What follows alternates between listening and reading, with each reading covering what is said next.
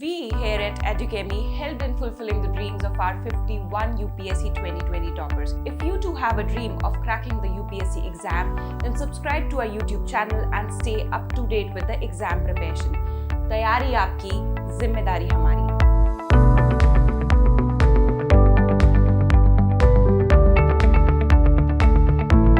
Hello all, welcome to Educemi.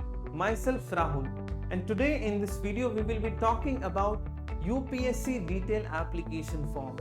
So subscribe to our YouTube channel Educemi to know more about the examination and also stay updated. So hit the bell icon. Now to start with this detail application form. So in this session we will be discussing about what is the detail application form about, what is the mode of filling the detail application form, and how to fill the detail application form along with the different parts of the DAF. Also, we will be looking into some of the important parts of the detail application form which are very important from the personality test or your interview aspects. Now, there are some of the guidelines that UPSC has provided as to how to fill the form. So, the online mode is the only option that you can fill the detailed application form. Also, the deadline for the submission is given in that particular guideline. Now, there are two of the detailed application parts, that is part 1 and part 2. So, part 1 of the detailed application form has to be filled after you qualify the preliminary examination. And similarly, when you qualify the main examination, you can submit the part 2 of the detail application form. Now we will look into the detail of the part 1 of the detail application form. Now let us take a look at the part 1 of the detail application form. So the first part that you have to mention is your personal information related to your birth, related to your age relaxation if claimed. The second part is about address for correspondence to which communication is to be sent. Now this part becomes very important. Why?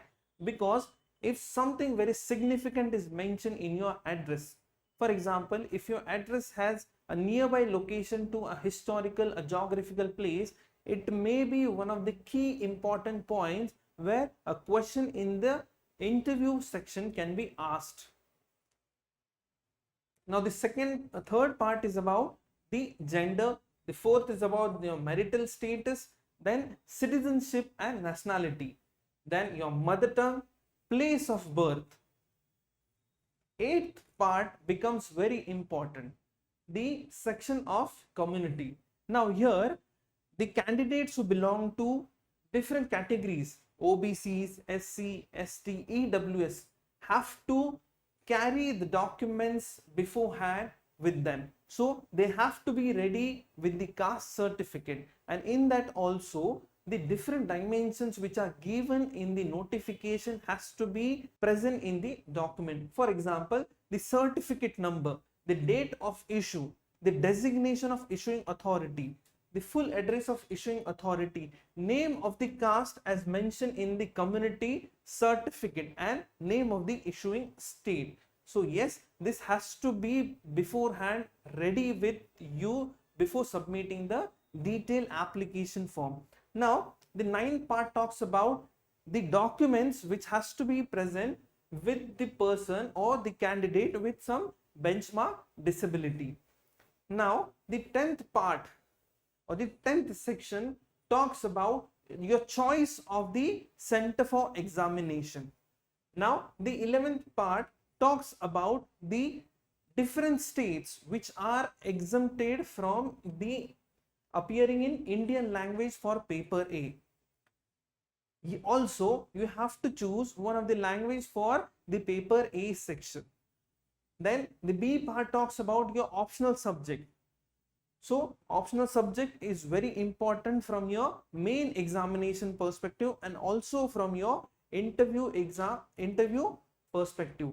Then the language of medium for the examination for paper 6 and 7, that is the optional subject. Then the 13th part talks about your name of your father, name of the mother, their nationality, their profession. So this is also one section which are very important from the perspective of your UPSC interview. Yes, one of the very basic thing that is there in the ethics part is the values that we get from the family. So the profession becomes very important when you talk about the value system. So mention only the authentic part in the detailed application form. Now the 14th part talks about your education background. So right from your matriculation to your graduation, you have to mention the qualification status over here, and also mention only the authentic degrees you have. Even if you're doing any course or something, if the degrees are not available, if the certificate is not available, do not mention it there, because you have to, as mentioned over here, that you have to upload the scanned copy of all the certificates and degree.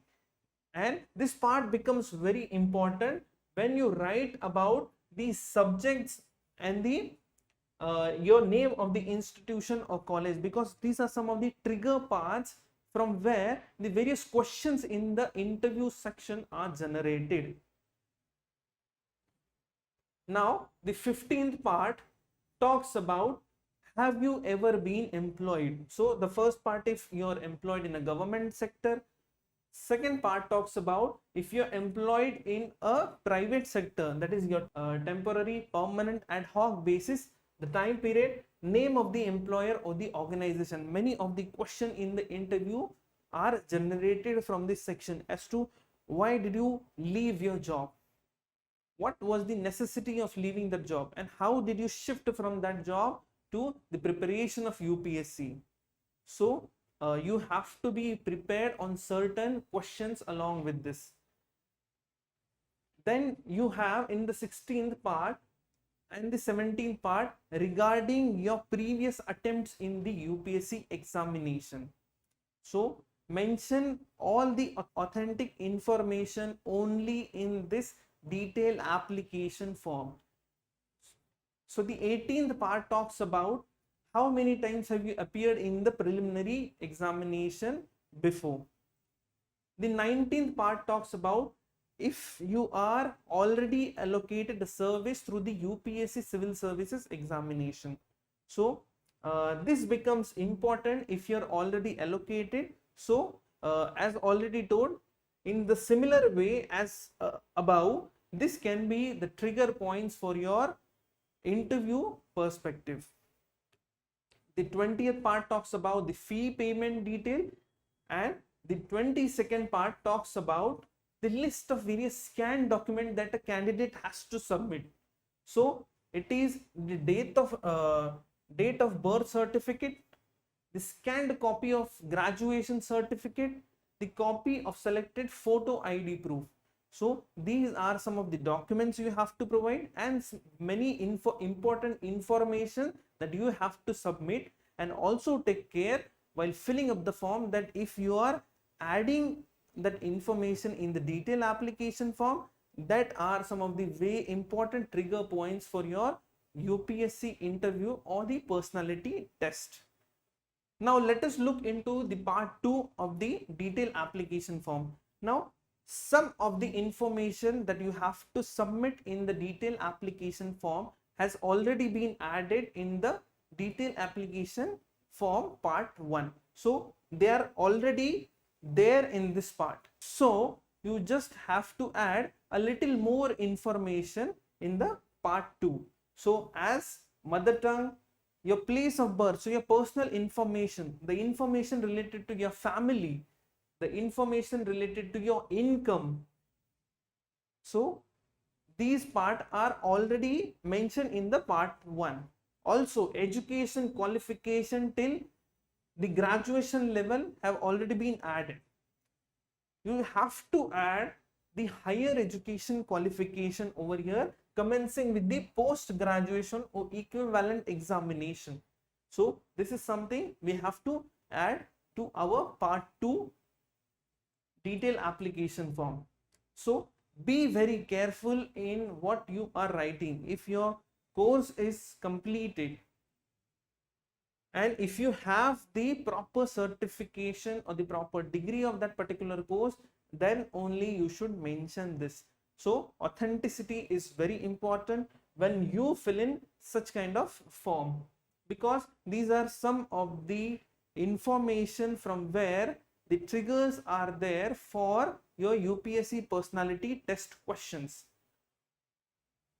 Now the seventh point is very important. Please give particulars at the university, state, national level in respect of prizes, medals, scholarship, etc. So if you look towards the notification, that is the UPSC notification, in the interview column, there what is the intent of the interview that is given over there, and what are the qualities the UPSC panel tries to judge you on, that is also given. So mental alertness, social cohesion, quality of leadership, this is something they are testing you with. So when you are going through this column, that is the prizes, the medals, the scholarship, mention such prizes, medals, your position of distinct leadership in such a way that those qualities which are mentioned in the notification are related, and write only authentic information.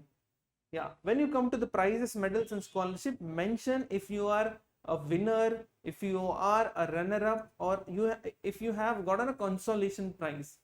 Now when it comes to position of distinct leadership held in schools, colleges, mention the authentic information, right? Other extracurricular activities and interests such as hobbies, be very specific in such informations. Why? Because if you're writing only the broadness of a topic, that is, for example, if somebody's hobby is cricket, so what in cricket is your hobby, that you should mention it very specifically. For example, if you like watching cricket, then write there watching cricket. If you like watching test cricket, so write watching test cricket. Do not just mention cricket. Even if you like listening to commentaries, write over there listening to cricket commentaries. And similar goes with if you have a hobby of reading books, if you have the hobby of cooking a very special dish, write it as a hobby. And hobby is something you do on a regular basis. So be very particular about the words which you are writing and mentioning the hobby about. Now the eighth point is very important because it is indicating of the order of the preference for zone and state cadre. Yes, in 2017 we have a cadre allocation policy that was changed from the earlier times. So go through that cadre policy once, because the zonal system is now put into place. So first the various zones are given to you, and this is regarding the preference for the Indian administrative services, and also you have to mention regarding the Indian police services. So first the order for preference of zones are to be given.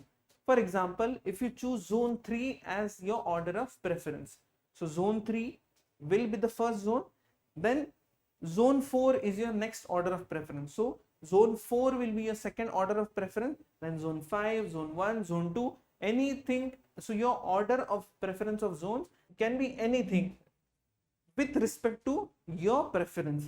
So once you have the order of preference of zone, now in that particular zone also, for example, if you choose zone 3 as your first order of preference, now in that the different states has to be accordingly ordered, right? So 1, 2, 3, 4, 5, these will be the order of preference that you would give in that particular zone for that state. Now how is your order being considered? So your order will be in zone 3 the first state, in zone 4 the first state, zone 5 the first state. So it will be 1.1, then 2.1, then 3.1, then 4.1, and then 5.1. So it will be in this way. So Similar is the case with the Indian allocation to Indian Police Service. Now, after this zone preference, you also have the order of preference of the services. So, order of preference of services is very important. You have to consider the Indian Administrative Services, you have Foreign Service, you have the Indian Police Service, and the other services as well. So, here 24 different services are given, and you can give the order of preference according to your preference. So this is how you need to fill in the detailed application form. Be very careful when you are giving this order of preferences of services and order of preference of your zones, because this is something, once if you are submitting the file, submitting the document online, it cannot be changed. Then you have the declaration that is done by the candidate himself or herself. This is about the detailed application form. We at Educami are bringing a lot of new courses which will help you in your progress to the UPSC examination, such as the main support program. So stay up to date with Educami. Thank you.